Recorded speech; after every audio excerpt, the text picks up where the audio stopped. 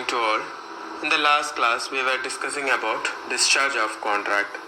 And discharge of a contract is nothing but the termination of the contractual relationship between the parties, or in other words, when the rights and obligations arising under a particular contract are completely extinguished, the contract is said to be discharged or terminated. And there are certain ways or modes for the discharge of contract, and these are the ways by which the contract gets discharged. The discharge of a contract takes place by performance and by supervening impossibility, by mutual consent or agreement, by reason of lapse of time, by operation of law, and by reason of breach of contract itself. These all are the various modes of discharge of a contract, and I made you understand about discharge by way of performance. It may be either actual performance or attempted performance. Okay, these all were the points that we have come across so far. Now we are going to discuss about discharge of a contract by reason of supervening impossibility.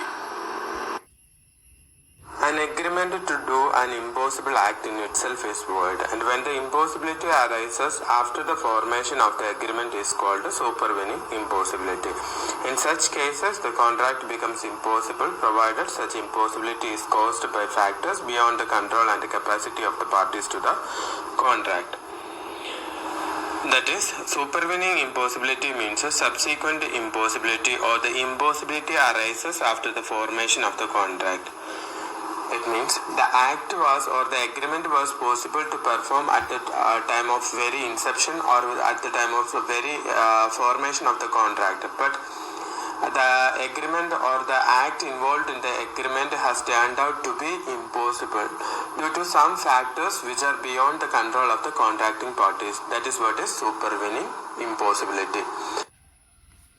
Okay, അതായത് ഒരു contract form ചെയ്യുന്ന സമയത്ത് ആ contract perform ചെയ്യാൻ പറ്റുന്ന ഒരു contract ആയിരുന്നു. അതായത് possibility of performance of the contract was there at the time of the inception of the contract or at the time of formation of the contract, but it has turned out to be impossible subsequently due to the factors which are beyond the control of the contracting parties. പക്ഷെ ആ contract form ചെയ്തതിന് ശേഷം അതെന്ത് ചെയ്തു, impossible ആയിട്ട് മാറി, അല്ലെങ്കിൽ ആ കോൺട്രാക്ട് നമ്മൾക്ക് പെർഫോം ചെയ്യാൻ പറ്റാതായി തീർന്നു. അതിന്റെ കാരണം നമ്മളുടെ പരിധിയിൽ നിൽക്കുന്ന കാരണങ്ങളല്ല, പക്ഷെ നമ്മളുടെ പരിധിക്ക് അപ്പുറത്തേക്കുള്ള, അല്ലെങ്കിൽ നമ്മളുടെ കൺട്രോളിലല്ലാത്ത, അല്ലെങ്കിൽ കോൺട്രാക്ടിങ് പാർട്ടീസിന്റെ കൺട്രോളിലല്ലാത്ത കാരണങ്ങളാലാണ് ആ ഒരു കോൺട്രാക്ട് ആ ഒരു എഗ്രിമെന്റ് ഇമ്പോസിബിളായി മാറിയത്. അതാണ് supervening impossibility എന്ന് പറയുന്നത്. നമുക്കറിയാം, there should be possibility of performance of a contract at the time of very inception of the contract itself. Such contracts will be valid. അതായത് സാധാരണഗതിയിൽ നമ്മളൊരു കോൺട്രാക്ട് ഫോം ചെയ്യുന്ന സമയത്ത് ഒരു എസെൻഷ്യൽ റിക്വയർമെന്റ് ആണ് possibility of performance of the contract. നമ്മളിപ്പോൾ ഒരു മരിച്ചുപോയ ഒരാളെ ജീവിപ്പിക്കാമെന്ന് പറഞ്ഞുകൊണ്ട് ഒരു കോൺട്രാക്റ്റിൽ ഏർപ്പെട്ട് കഴിഞ്ഞാൽ അതിനൊരു വാലിഡിറ്റി ഇല്ല. കാരണം ആ കോൺട്രാക്ട് ഫോം ചെയ്യുന്ന സമയത്ത് തന്നെ the contract is or the object or the act involve in the contract is invalid or it is void from the very beginning it self. അതുകൊണ്ട് തന്നെ ആ ഒരു കോൺട്രാക്ടിന് നിയമസാധുത ഉണ്ടായിരിക്കത്തില്ല.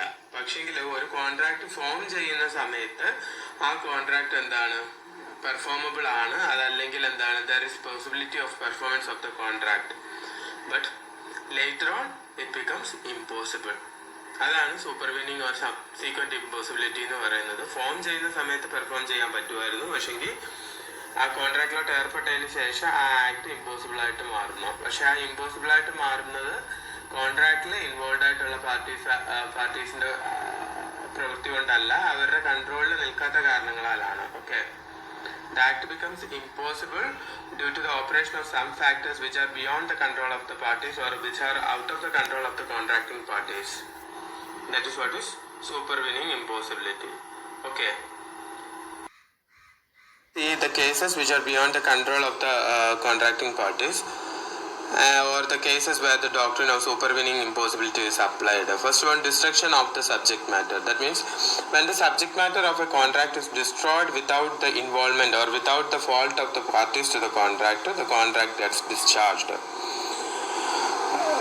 ഇപ്പോൾ ഒരു കോൺട്രാക്റ്റിനകത്ത് പറഞ്ഞിരിക്കുന്ന സബ്ജക്ട് മാറ്റർ എന്താണോ ആ സബ്ജക്ട് മാറ്റർ പാർട്ടിയുടെ ഇൻവോൾവ്മെന്റ് ഇല്ലാതെ നശിച്ചു പോവുകയാണെന്നുണ്ടെങ്കിൽ അത് it's a case of supervening impossibility and under that circumstances the contract gets discharged by reason of supervening impossibility. അതായത് ഇപ്പോൾ എൻ്റെ ഒരു വീട് വിൽക്കാൻ വേണ്ടിയിട്ട് ഞാൻ നിങ്ങളുമായിട്ടൊരു കരാറിൽ ഏർപ്പെടുകയാണ്. അപ്പോൾ ആ കരാറിൽ ഏർപ്പെടുന്ന സമയത്ത് എൻ്റെ വീട് അവിടെ നിലനിൽക്കുന്നുണ്ട്. ആ നിലനിൽക്കുന്നുണ്ട് എന്നുള്ള ആ ഒരു വസ്തുതയുടെ അടിസ്ഥാനത്തിലാണ് ഞാനും നിങ്ങളും തമ്മിൽ ആ വീട് വിൽക്കാനും വാങ്ങാനുമായിട്ട് ഒരു എഗ്രിമെന്റ് തയ്യാറാവുന്നത്. പക്ഷെ എഗ്രിമെന്റ് ഫോം ചെയ്തതിന് ശേഷം എൻ്റെ ആ വീടിന് എന്ത് ചെയ്തു, ഒരു ഫയർ ആക്സിഡന്റ് മൂലം ആ വീട് നശിച്ചു പോവുകയാണ്. പിന്നീട് നിങ്ങൾക്ക് എന്നോട് സ്പെസിഫിക് പെർഫോമൻസ് ഡിമാൻഡ് ചെയ്യാനായിട്ട് പറ്റത്തില്ല, അല്ലെങ്കിൽ ആ വീട് തന്നേ പറ്റുമെന്ന് ഡിമാൻഡ് ചെയ്യാനായിട്ട് പറ്റത്തില്ല, അല്ലെങ്കിൽ ആ വീട് തരാത്തതുകൊണ്ട് നിങ്ങൾക്ക് എന്തെങ്കിലും കോമ്പൻസേഷൻ വേണമെന്ന് പറഞ്ഞാൽ അതിന് യാതൊരുവിധ പോസിബിലിറ്റി ഇല്ല. ആ അതുമായിട്ട് ബന്ധപ്പെട്ട എല്ലാ ലീഗൽ ഒബ്ലിഗേഷൻസും അവിടെ കൊണ്ട് തീരുകയാണ്. കാരണം എന്താണെന്ന് വെച്ച് കഴിഞ്ഞാൽ ഞാൻ കാരണമല്ല ആ കോൺട്രാക്ട് പെർഫോം ചെയ്യാൻ പറ്റാതായത്, അല്ലെങ്കിൽ എൻ്റെ യാതൊരുവിധ ആക്റ്റീവ് ഇൻവോൾവ്മെൻറ്റും അതിനകത്തില്ല. അതുകൊണ്ട് തന്നെ ആ കോൺട്രാക്ട് എന്ന് പറയുന്നത് പിന്നീട് ഞാൻ പെർഫോം ചെയ്യേണ്ട കാര്യമില്ല. ആ ഒരു കോൺട്രാക്റ്റിലെ സബ്ജക്ട് മാറ്റർ എന്താണ്? സബ്ജക്ട് മാറ്റർ ആ വീടാണ്. ആ വീട് ഇല്ലാതാവുന്നതോടുകൂടി തന്നെ ആ കോൺട്രാക്ട് അസാധുവായിട്ട് മാറുന്നു, അല്ലെങ്കിൽ ആ കോൺട്രാക്റ്റുമായിട്ട് that contract will no longer be binding on the contracting parties. ആ കോൺട്രാക്റ്റുമായിട്ട് ബന്ധപ്പെട്ട് പിന്നെ യാതൊരുവിധ ഒബ്ലിഗേഷൻസും കോൺട്രാക്ടിങ് പാർട്ടീസിനും ഉണ്ടായിരിക്കത്തില്ല. അതാണ് ഫസ്റ്റ് കേസ് എന്ന് പറയുന്നത്, destruction of the subject matter without the involvement or without the fault of the contracting parties. First mode of discharge of a contract by reason of supervening impossibility. Then second one, death or personal incapacity. Death or personal incapacity means when the performance of a contract depends upon the personal skill or qualification of a person, the contract is discharged on the illness or incapacity or the death, even the death of that person. അതായത് ഇപ്പോൾ ഒരാൾക്ക് മാത്രം ചെയ്യാൻ പറ്റുന്ന ചില കാര്യങ്ങൾ ഉണ്ടായിരിക്കും, അല്ലെങ്കിൽ ഇത് contract is of A personal nature. ഇപ്പൊ ഞാനൊരു ആർട്ടിസ്റ്റ് ആണെന്ന് ഇരിക്കട്ടെ, എൻ്റെ ആ ഒരു ആർട്ടിസ്റ്റിക് ടാലന്റ് ആണ് നിങ്ങൾ എന്ത് ചെയ്തിരിക്കുന്നത്, ആ കോൺട്രാക്ടിനകത്ത് വിധേയമാക്കിയിരിക്കുന്നതെന്ന് കരുതുക. അല്ലെങ്കിൽ ഇപ്പോൾ ഞാനൊരു പർട്ടിക്കുലർ പീസ് ഓഫ് ആർട്ട് ചെയ്യുന്ന ഒരാളാണെന്നിരിക്കട്ടെ, ആ ഒരു സ്പെസിഫിക് വർക്കിന് വേണ്ടിയിട്ട് നിങ്ങൾ ഞാനുമായിട്ടൊരു കോൺട്രാക്റ്റിൽ ഏർപ്പെട്ടു. ഒരു സ്പെസിഫിക് ഡേറ്റ് പറഞ്ഞിട്ടുണ്ട്. ആ സ്പെസിഫിക് ഡേറ്റിനകത്ത് ഇത്ര പീസ് ആ ഒരു വർക്ക് ഞാൻ നിങ്ങൾക്ക് ചെയ്തു തരണമെന്ന് നിങ്ങളായിട്ടൊരു കോൺട്രാക്ട് ഉണ്ടാക്കിയിട്ടുണ്ട്. പക്ഷെ എൻ്റെ വലതേക്ക് പെട്ടെന്ന് എന്തെങ്കിലും തരത്തിലുള്ള ഒരു ഡാമേജ് വന്നു, അല്ലെങ്കിൽ ഒരു ആക്സിഡന്റ് പറ്റി എൻ്റെ കൈക്ക് ഫ്രാക്ചർ വന്നു, എനിക്ക് പിന്നീട് ആ വർക്ക് ചെയ്യാൻ പറ്റാതാവുകയാണ്. അതല്ലെങ്കിൽ എനിക്ക് മരണം തന്നെ സംഭവിക്കുകയാണെന്നിരിക്കട്ടെ, അല്ലെങ്കിൽ എന്തെങ്കിലും സീരിയസ് ഇൽനെസ് വരികയാണെന്നിരിക്കട്ടെ. അങ്ങനെ ആവുന്ന സമയത്ത് ഞാൻ ഫിസിക്കലി ഇൻകേപ്പബിൾ ആകുന്ന ഒരു സമയത്ത് ഞാനത് പെർഫോം ചെയ്യേണ്ട ബാധ്യത എനിക്കില്ല. ആ ഫിസിക്കൽ ഇൻകേപ്പബിൾ ആകുന്ന സമയത്ത് അത് സൂപ്പർവീനിങ് ഇമ്പോസിബിലിറ്റി എന്ന് പറയുന്ന ആ ഒരു കോണ്ടെക്സ്റ്റിലാണ് വരുന്നത്. അതുകൊണ്ട് ഞാൻ പിന്നെ ആ ഒരു കോൺട്രാക്ട് പെർഫോം ചെയ്യേണ്ട ബാധ്യത എനിക്ക് ഉണ്ടായിരിക്കത്തില്ല. അതുമായിട്ട് ബന്ധപ്പെട്ടിട്ടുള്ള എല്ലാ ലീഗൽ ഫോർമാലിറ്റീസ് അവിടെ അക്കംപ്ലിഷ്ഡ് ആവുകയാണ്, അല്ലെങ്കിൽ അവിടെ ടെർമിനേറ്റഡ് ആവുകയാണ്.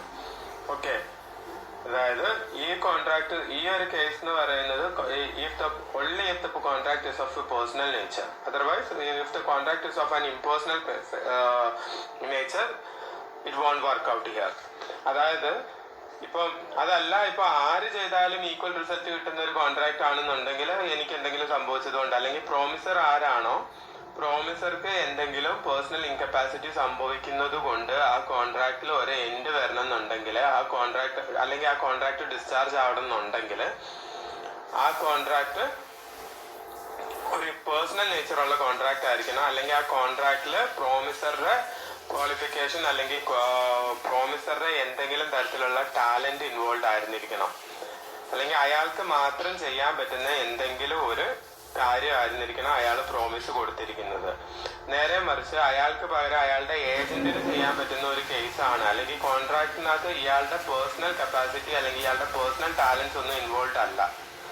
ഓക്കെ, ഇപ്പൊ ഒരു അക്കൗണ്ടിങ് വർക്കാണ് അയാൾ ഏറ്റെടുത്തിരിക്കുന്നതെന്ന് കരുതുക. അപ്പോൾ അത് അയാൾക്ക് പകരം അയാൾക്ക് വേണ്ടി വേറൊരാൾ ചെയ്താൽ കൂടെ പറ്റും. അപ്പൊ അതിനകത്ത് എന്താ പറയാ, പേഴ്സണൽ കപ്പാസിറ്റി ഒന്നും ഇൻവോൾവ് അല്ല. അത് വേറെ എക്സ് അല്ലെങ്കിൽ വൈ ചെയ്താലും സെയിം റിസൾട്ട് കിട്ടുന്ന ഒരു കേസാണ്. അങ്ങനെയുള്ള കേസസ് എന്ന് പറയുന്നത് ഈ പ്രോമിസർക്ക്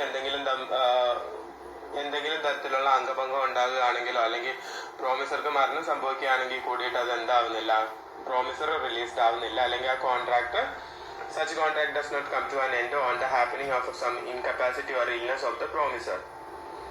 Someone else is expected to do that on behalf of the promiser if it is of a impersonal nature contract. അത് ഇംപേഴ്സണൽ നേച്ചർ കോൺട്രാക്ട് ആണെന്നുണ്ടെങ്കിൽ അയാൾക്ക് വേണ്ടിയിട്ട് മറ്റാരെങ്കിലും എന്തായാലും അത് ചെയ്തു കൊടുക്കേണ്ടതായിട്ട് വരും. അതെന്താ, it's not a case of supervening impossibility. It will be a supervening impossibility only if it is a contract of personal nature. Okay. Then next point is change of law. Change of law means a subsequent change in the existing law, or the contract becomes impossible due to a subsequent change in the existing law. That's the case of discharge of a contract by supervening impossibility by reason of change of law. അതായത് ഇപ്പോൾ ഒരു നമ്മൾ നിലവിലുള്ള ഒരു നിയമം എന്ന് പറയുന്നത്, ഇപ്പോൾ ഒരു ഉദാഹരണം പറയുകയാണെങ്കിൽ കൽക്കരി എന്ന് പറയുന്നത് ഇപ്പോഴത്തെ നിയമപ്രകാരം പ്രൈവറ്റ് പാർട്ടീസിന് സെയിൽ ചെയ്യാൻ പറ്റുന്നിരിക്കട്ടെ, അല്ലെങ്കിൽ എന്താ പറയുക, കൽക്കരി ബിസിനസ് കോൾ ബിസിനസ് പ്രൈവറ്റ് പാർട്ടീസിന് നിലവിൽ ചെയ്യാം. ആ ഒരു കോണ്ടെക്സ്റ്റിലാണ് നമ്മൾ എന്ത് ചെയ്തിരിക്കുന്നത്, വേറൊരാൾക്ക് നമ്മളൊരു പ്രോമിസ് കൊടുത്തിരിക്കുന്നത് 100 ടണ്ണ് കൽക്കരി അല്ലെങ്കിൽ കോൾ എന്ത് ചെയ്യുക, അയാൾക്ക് ഇന്ന ഡേറ്റിൽ സപ്ലൈ ചെയ്യാന്ന് കൊടുത്തിരിക്കുന്നത്, ഒരു പ്രോമിസ് കൊടുത്തിരിക്കുന്നത്. പക്ഷെ വൺസ് നമ്മൾ ആ ഒരു എഗ്രിമെന്റ് ഫോം ചെയ്തതിന് ശേഷം ഗവൺമെന്റ് ഒരു ലോ പാസ്സാക്കുകയാണ്, അല്ലെങ്കിൽ ഒരു ആക്ട് പാർലമെന്റിൽ പാസ്സായി, private parties are not expected to get into the business of coal എന്ന് പറഞ്ഞിട്ടൊരു ലോ വരികയാണെന്നിരിക്കട്ടെ. അങ്ങനെയാണെങ്കിൽ പിന്നീട് നമ്മൾ ആ ഒരു ആക്ട് പെർഫോം ചെയ്ത് കഴിഞ്ഞാൽ അത് ഇല്ലീഗലായിട്ട് മാറും. അപ്പൊ ഇല്ലീഗലായിട്ട് ചെയ്യുന്ന ഒരു കാര്യത്തിനും നിയമസാധുത ഉണ്ടായിരിക്കത്തില്ല, അല്ലെങ്കിൽ we have to undergo some punishment regarding illegal businesses. അപ്പൊ അവിടെ നമുക്ക് യാതൊരു വിധ പോസിബിലിറ്റി ഇല്ല അത് പെർഫോം ചെയ്യാനായിട്ട്. അത് നമ്മളുടെ കുറ്റം കൊണ്ടല്ല, നമ്മളുടെ പരിധിയിൽ നിൽക്കാത്ത ഒരു കാരണം കൊണ്ടാണ് ആ ഒരു ആക്ട് എന്ന് പറയുന്നത് ഇമ്പോസിബിൾ ആയിട്ട് മാറിയിരിക്കുന്നത്. അല്ലെങ്കിൽ എന്താണോ നമ്മൾ കൊടുത്തിരിക്കുന്ന പ്രോമിസ്, ആ പ്രോമിസ് എന്തായിട്ട് മാറിയിരിക്കുന്നു, ഇമ്പോസിബിൾ ആയിട്ട് മാറിയിരിക്കുന്നു. നമ്മൾ കൊടുത്ത പ്രോമിസ് എന്താണ്, 100 I shall supply you 100 tons of coal on a specific day. നമ്മൾ ഒരു പറഞ്ഞിരിക്കുന്ന ദിവസത്തിൽ 100 ടൺ കോൾ സപ്ലൈ ചെയ്യാന്നുള്ളതാണ് നമ്മൾ കൊടുത്തിരിക്കുന്ന പ്രോമിസ്. പക്ഷെങ്കിൽ ഇപ്പോഴുള്ള അന്ന് നമ്മൾ കൊടുക്കുന്ന സമയത്ത് ആ നിയമം നമ്മളെ അത് അനുവദിക്കുന്നുണ്ടായിരുന്നു. പക്ഷെങ്കിൽ നിലവിലുള്ള നിയമപ്രകാരം അല്ലെങ്കിൽ ഒരു അമെന്റ്മെന്റ് പ്രകാരം, ലോയിലുള്ള ഒരു അമെന്റ്മെന്റ് പ്രകാരം അതെന്താണ്, ഇപ്പൊ നമ്മളെ അത് അനുവദിക്കുന്നില്ല. അപ്പൊ പിന്നെ നമ്മൾ എന്ത്, we people are not expected to do such things being it an illegal one. അത് പിന്നെ നമ്മൾ ചെയ്യേണ്ട കാര്യമില്ല, അതെന്താണ്, ഇല്ലീഗലാണ്. ഓക്കെ, അതാണ് ചേഞ്ച് ഓഫ് ലോ കൊണ്ട് ഉദ്ദേശിക്കുന്നത്. That means a subsequent change in the law may render the contract illegal and in such cases the contract is deemed to be discharged. Okay, hope you understood. The next point, outbreak of war. Outbreak of war means we people are not expected to enter into a contract with the alien people. So all the contracts entered into with an alien enemy during the war are illegal, and it cannot be enforced before a contract of a court of law. And the contract entered into before the outbreak of the war are suspended during the war period, and it gets revived once the war is over. അതായത് ഈ സൂപ്പർവീനിങ് impossibility, വാർ എന്ന് പറയുന്നത് നമ്മളുടെ പരിധിയിൽ വരുന്ന ഒരു കാര്യമല്ല, അല്ലെങ്കിൽ നമ്മളുടെ കൺട്രോളിൽ നിൽക്കുന്ന ഒരു കാര്യമല്ല. നിങ്ങൾക്കറിയാം, വൺസ് ഏതെങ്കിലും 2 രാജ്യങ്ങൾ തമ്മിൽ വാർ ഡിക്ലെയർ ചെയ്ത് കഴിഞ്ഞാൽ ആ രാജ്യത്തെ സിറ്റിസൺസ് എന്ന് പറയുന്നത് നമ്മുടെ ഏലിയൻ എനിമീസ് ആയി മാറുകയാണ്. അപ്പോൾ we are not expected to enter into contract with alien enemies. We can enter into a contract with the alien friend, but we are not expected to enter into contract with the alien enemies. അപ്പോൾ alien നമ്മളൊരു alien ഫ്രണ്ടായിട്ടിരിക്കുന്ന സമയത്ത്, അല്ലെങ്കിൽ 2 രാജ്യങ്ങൾ തമ്മിൽ വാറൊന്നും ഇല്ലാതിരിക്കുന്ന സമയത്ത് നമ്മളൊരു കോൺട്രാക്റ്റിൽ ഏർപ്പെടുകയാണ്.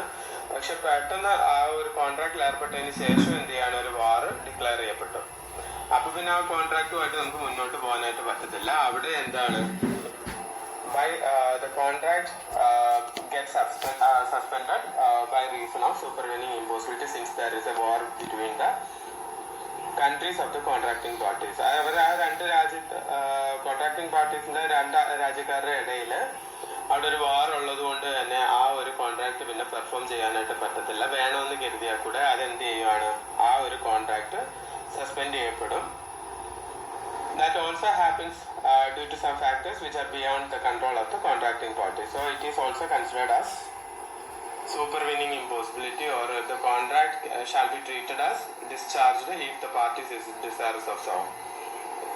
Or once they want to revive it, it can be revived once the war is over. The next point is, അതായത് അവർക്ക് വേണമെന്നുണ്ടെങ്കിൽ ആ കോൺട്രാക്ട് എന്ത് ചെയ്യാൻ പറ്റും, വീണ്ടും അത് എടുത്തുകൊണ്ട് വരാൻ പറ്റും. വാർ എപ്പോഴാണോ കംപ്ലീറ്റ് ആവുന്നത് അന്നേരം അവർക്ക് അത് എന്ത് ചെയ്യാൻ പറ്റും, ആ കോൺട്രാക്ട് റിവൈവ് ചെയ്യാനായിട്ട് പറ്റും. അതുവരെ അത് എന്ത് ചെയ്യപ്പെടും, സസ്പെൻഡ് ചെയ്യപ്പെടും. On the declaration of a war between the two countries of the contracting parties, the contract gets suspended and it shall be revived once the war is over. That's the point. The next one, failure of ultimate purpose. That means when the ultimate purpose for which the contract was entered into gets failed, the contract is considered as discharged, although there is no destruction of any property affected by the contract. അതായത് ഇപ്പോൾ നമ്മളിപ്പോൾ ഒരു പ്രത്യേക കാര്യത്തിന് വേണ്ടിയിട്ടാണ് ഒരു കോൺട്രാക്റ്റിൽ ഏർപ്പെട്ടിരിക്കുന്നത്, പക്ഷെ ആ കാര്യം തന്നെ നടക്കാതാവുകയാണ്. ഇപ്പോൾ ഒരു ഉദാഹരണം പറയുകയാണെങ്കിൽ, ഏതെങ്കിലും ഒരു ഹാള് നമ്മൾ ബുക്ക് ചെയ്തിരിക്കുകയാണ്. ഏതെങ്കിലും ഒരു പർട്ടിക്കുലർ ഈവന്റ് നടത്താൻ വേണ്ടിയിട്ട് നമ്മളൊരു ഹാള് ബുക്ക് ചെയ്തു. അപ്പോൾ ആ ആളുമായിട്ട്, അല്ലെങ്കിൽ ആ ഹാളിന്റെ ഓണർ ആരാണോ, അല്ലെ ഓഡിറ്റോറിയത്തിന്റെ ഓണർ ആരാണോ, അയാളുമായിട്ട് നമ്മളൊരു എഗ്രിമെന്റിൽ ഏർപ്പെട്ടിരിക്കുകയാണ്. ഈ ഒരു ഓഡിറ്റോറിയം ഹയർ ചെയ്തുകൊണ്ടുള്ള ഒരു എഗ്രിമെന്റ്.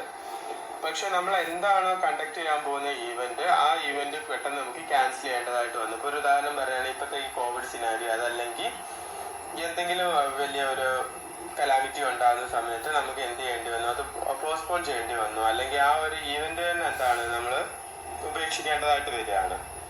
അങ്ങനെയുള്ള സമയത്ത് നമ്മൾ ആ ഒരു പർട്ടിക്കുലർ ഡേയിൽ ആ ഹാൾ ഒക്കുപ്പൈ ചെയ്തിരിക്കണം, അല്ലെങ്കിൽ ആ ഓഡിറ്റോറിയം ഒക്കുപ്പൈ ചെയ്തിരിക്കണം, അത് അവിടെ പ്രോഗ്രാം നടത്തിയേ പറ്റൂ, അയാൾക്ക് അതിന്റെ റെമ്യൂണറേഷൻ, അതിന്റെ കൺസിഡറേഷൻ എത്രയാണോ അത് കൊടുത്തേ പറ്റൂ എന്നുള്ള ഡിമാൻഡൊന്നും അവിടെ ഇല്ല.